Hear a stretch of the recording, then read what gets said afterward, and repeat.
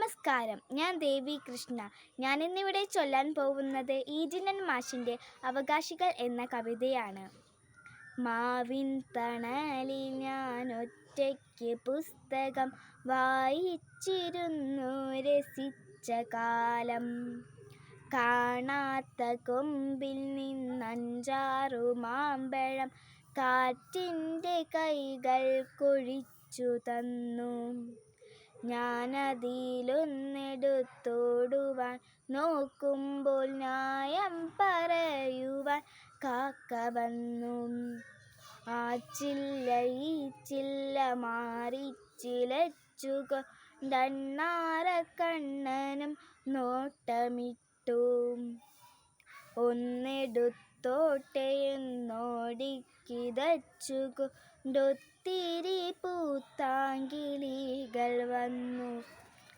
കൊത്തിത്തുളച്ചു കുടിക്കാൻ തരം നോക്കി ഇത്തിരി കുഞ്ഞനുറുമ്പും വന്നു.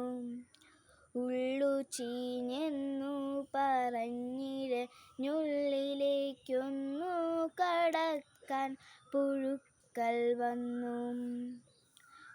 കണ്ണു ചിമ്മുന്നതിൻ മുൻപേയന്നത്രയോ കണ്ണിൽ പെടാത്തോരും വന്നിരിക്കാം.